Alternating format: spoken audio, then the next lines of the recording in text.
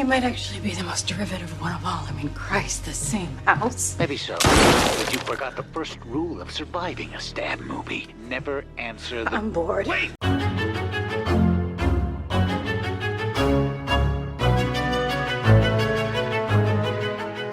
And welcome back to Horror Queers. We're trying something a little bit new this month, Trace. We're going to be talking about our most anticipated horror properties, either film or television or what have you. That are coming out in April of 2023. Correct, yes. Yeah. The date is very specific. We might be doing this each month. We're going to see how it feels. Yeah.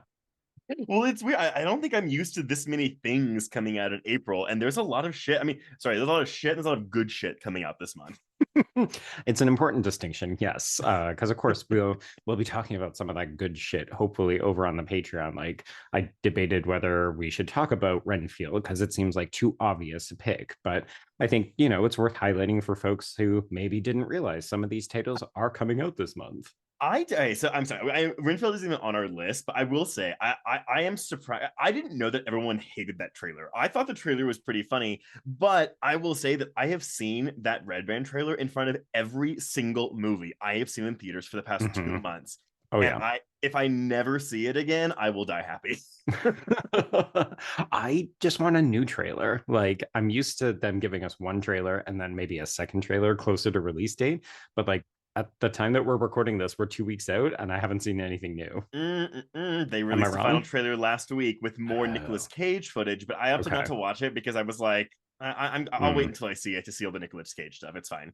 Okay, yeah. But nevertheless, so everyone knows Renfield's happening because they're marketing the fuck out of it. But what's first up on your pick for exciting April releases, Joe? Okay, so I organized my list chronologically, and I have one coming out in the first week of April. So it is How to Blow Up a Pipeline. It's coming out in limited release on April 8th. And this is the latest one by Daniel Goldhaber, who is the guy who directed Cam. So this is his follow-up. Oh, I had no idea. Yeah, that's part of the reason why I'm excited. I've heard amazing things about this. I know some people are going to quibble like, oh, it's not really a horror film. So it's like thriller-ish, right?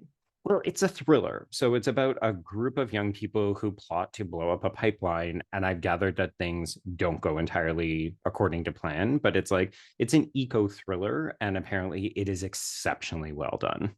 All right. Well, shit. My interest is piqued. Honestly, I joked about this with you offline beforehand, but I thought this was a documentary because I was getting these press emails for it. And I was like, well, it just sounds like a documentary. Well, it is based on a nonfiction book. So right. You're not that far off the mark. No, it's just an adaptation of it's inspired or based on a true story. There we go. Yes. Okay. Well, my first one's kind of weird because here's the thing. I'm not actually really looking forward to this movie. However, I saw I know, but I saw the trailer in front of a movie this weekend and I was like, okay, that doesn't look as bad as I thought it was going to look. This is, I know, this is The Pope's Exorcist, starring Russell Crowe and directed by Overlord director Julius Avery. Okay. You know what? The second piece actually interests me more. Yeah, I think Overlord's fine. I'm not as high on it as everyone else is. I think, well, whatever. You can go read my Overlord review. But as we all know, I'm not really into possession movies as much because I feel like I've just kind of seen it all done before. And this one is, it's a true story. I'm putting it in quotes. And it's based on... I bet it is. Well, it's based on the memoirs of Father Gabriel Amorth, who I guess was literally the Pope's exorcist. He was like the first in command. He would go and like look at all this shit. I didn't realize it was an R-rated film, which does pique my interest a little bit more. Right. I don't really have a lot of love for Russell Crowe. I can take him or leave it. And so again, like this whole kind of thing, I'm like, I don't know, but the trailer it's okay. It looks fine. Like so this is a light where I'm like, oh, I'm intrigued by this, but I'm not like chomping at the bit to see it, if that makes any sense. Yeah, like I'm not rushing out to the theater, but if I get a free screening of it or somebody, here's the thing. If word of mouth says, hey, it's actually worth your time, then cool. Okay. Yeah, for sure. And honestly, I mean, I can't think of a time when I've seen Russell Crowe do a genre film like this. So why not? It's been a while. Yeah. But okay. All right. What do you got? So my second one is a bit of a wild card because I was trying to go a bit off the beaten path and not pick super obvious ones because I feel like Right. most people know some of the big titles coming out. You're going to talk Yeah. about one next. Mhm. But my second pick is called The Tank. It's coming to VOD on April 25th. And it is about a family who go to a inherited coastal property and they accidentally unleash an ancient, long dormant creature that terrorized the entire region, including this guy's ancestors for generations. So this is a creature feature. Ooh, okay. As soon as you said creature, I was like, my ears perked up. Mm-hmm. Yeah, I think the trailer actually looks pretty good. I can't remember. I watched this a while back, so I can't remember if it looks like it's practical or CGI, but I feel like it was kind of practical. But Mhm. it looks grim and dark and bloody. So I was interested. Yeah, no, I'd never even heard of this. So consider again, my interest peaked. I'm always down for a creature feature. And honestly, Mm-hmm. those are the kind of ones too, where it's like, even if it's like really low budget and it's like a shitty CGI monster, Mm-hmm. if the well, it depends, right? Because if it's really serious, I don't want it to be a CGI monster. But if it's Right. like more tongue-in-cheek B movie, I don't care if it's like a shitty looking CGI thing. But Mm-hmm. I guess we'll find out. We'll find out. I mean, we just covered Splinter on the main feed like Mhm. mid-March, and it's like if we get anything that's even remotely close to that, I'm like, well, fucking sign me up. Well, it's not the only creature feature we're getting, but before we get to that one, yeah, so the big one coming out this month outside of Mm-hmm. Renfield is of course Evil Dead Rise. And Yes. of course, I'm sure we'll get lots of practical effects with that, very minimal CGI. I'm excited for this. The word of Mm-hmm. mouth out of South by Southwest, it had its world premiere there, was pretty good. So yeah, I'm just looking forward to a lot of blood. Also, we have a trans actor in it as well. Yes, yeah, we were both really excited to learn that. I feel like this isn't something that they've really been making a big deal out of, which is probably good. Like I had no obviously idea, honestly. we just want trans people to exist in the fucking world and Mhm. also in our movies, but yeah, I mean, when I found out about that, I was even more fucking excited because it's like, oh, that's great. I want that. Yeah, and it looks appropriately bloody. Oh I boy. mean, Cheese they have a grater. lot. Yeah, and they have a lot to follow up on after that 2013 remake. So I'm very Mm-hmm. intrigued. I mean, because this was supposed to go to HBO Max, Right. and back in October they switched it to theaters, and so I was like, Mm-hmm. well, shit, like they must have confidence in this movie. Yes. Yeah. And it's been getting good reviews out of South by Southwest. So, Yes, yeah, well, but all right. Well, what is your final pick for the month? okay, so my final pick is actually a movie I've already seen, so I can Ooh, guarantee okay. you that this is a good movie. It is Sisu. It's coming out at the very end of April, April 28th, in limited release. And this is about the last days of World War II when a solitary prospector crosses paths with the Nazis on a scorched earth retreat in northern Finland. And the soldiers decide to steal his gold, but they quickly discover they have tangled with no ordinary miner. And this movie is basically watching Nazis get the shit kicked out of them, blown up, absolutely fucking destroyed.